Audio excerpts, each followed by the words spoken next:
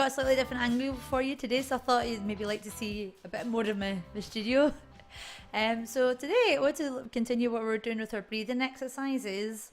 It's really important, guys, that before you start launching into mapping out your voice, give yourself some time to think about how you control the exhale. We went through some of the exercises about how to control the breathing from your middle, from your corset muscle, how to activate it, what it feels like when it's being activated.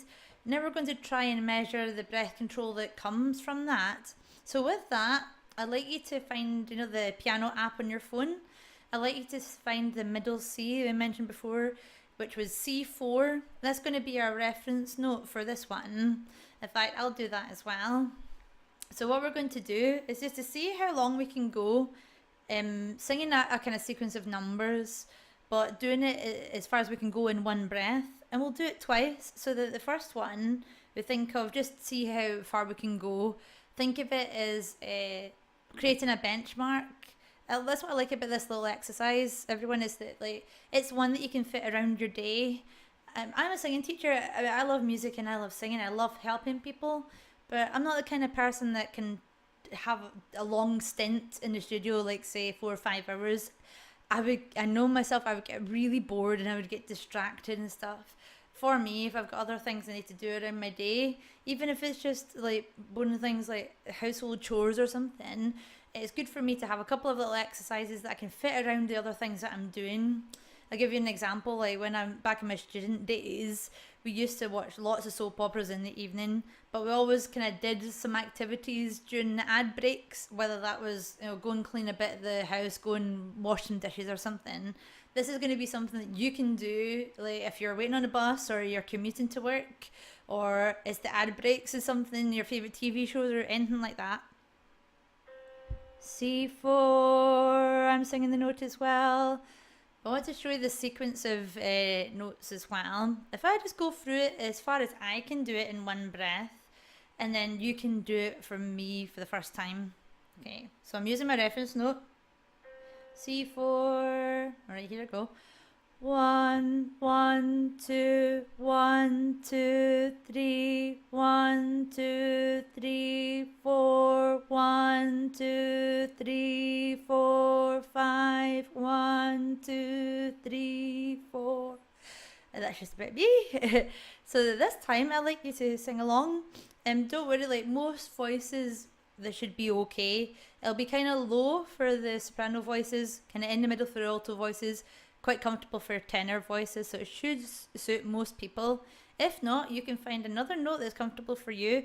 Remember, the reference notes I'll be using the most is C4 going down to A3 and the notes in between, so that's B natural, B flat, A flat. Oh, sorry, I'm going down to G3. That was what I meant to say, not A3, sorry. I want to make sure that your shoulders are relaxed. Think about the position of your body and of your arms. Remember that small triangles that we're talking about? Elbows pronated, pointing away from your body. And now we're going to use our app. This is our reference note again. Let's see if we can try and see how far we go with one breath. So ready? Here we go. 1, 1, 2, 1, 2, 3, 1, 2, 3, 4, 1, 2, 3, 4, 5, 1, 2, 3, 4, 5, 6, 1, 2. Oh, went a wee bit further that time. So you might have stopped a wee bit before me. You might stop after me. Please, by all means, if you're able to go a wee bit further than me, then keep going. It's all about finding the benchmark that's comfortable for you. And once you find the place where you feel like this is where I naturally want to stop, okay, our task for the next one is to be consistent. See if we can get to the next bit, and let you do that a couple of times, and then once you feel comfortable with that, you might be able to go a little bit further. Generally speaking, if you're taller or if you're male, you're probably going to have an advantage. You're going to have bigger lungs. You may be able to sing for a lot longer than me. But it's about finding that bit that's suitable for you. What people usually do when they're breathing, they don't really think about activating the corset muscle until it's too late. They'll feel that gurgly feeling as if, it tells you that you're almost out of air. what people usually do then is like they squeeze the air out of themselves, like try to get the last bits of toothpaste out of the tube or something. They squeeze and squeeze and squeeze until your muscles are way too tight, and then it's really difficult to recover from that. Once you get that gurgly feeling that you're almost out of air, try and breathe as close to that time as possible, like letting go of the muscles. Remember the splat thing I mentioned earlier on? Because it's easier to manage breathing, it's easier for you to recover from it. So what we're trying to do in this exercise is to activate the corset muscle just like we've been doing before, but rather than leaving it to the bitter end and to the point where we're almost out of air anyway, we're trying to use the corset muscle as soon as we start singing. And it doesn't matter what we're singing, if that's just a warm-up or if it's an actual song or anything, or exercises that we'll do later on. Anything that we're singing, we're trying to bring the corset muscle in earlier and earlier, but we have to be very careful about the balance of the use. And this is where a lot of people fall down, and that they'll bring in the muscles and use these muscles in the middle, but they'll make them way too tight. We're not posing for a Mr. Universe contest here, guys. It's not really, really, really tight muscles, like as if you're going or anything like that. I'd describe it like, for me, it feels almost like if somebody was standing behind you and they went and put their arms around your waist and tried to give you a really gentle hug. That's what it feels like to me. So the muscles are being activated, they are being used, but it's very, very gently.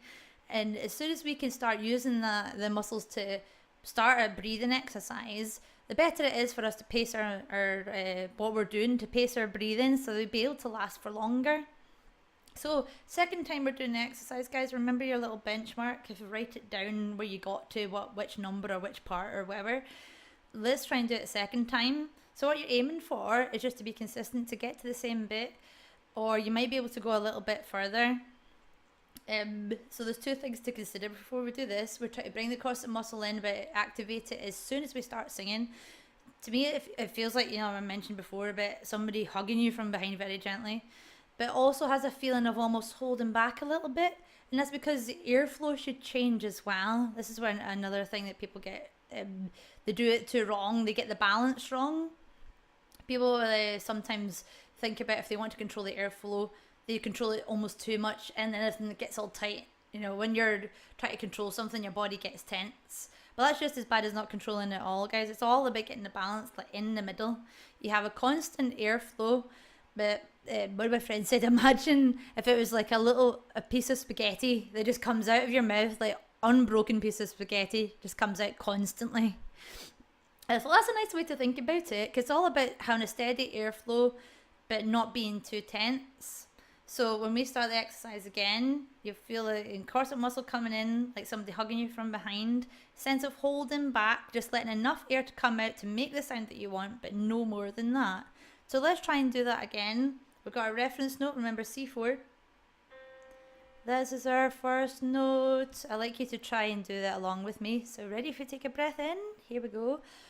1, 1, 2, 1, 2, 3, 1, 2, 3, 4, 1, 2, 3, 4, 5, 1, 2, 3, 4, 5, 6.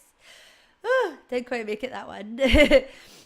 But keep on practicing, guys. Use your own way to get a benchmark for yourself. And this is a difficult thing about breath control. It's difficult to measure how you're doing. Just keep at it. Anytime that you're sitting through an ad break, that's a perfect time for you to do this.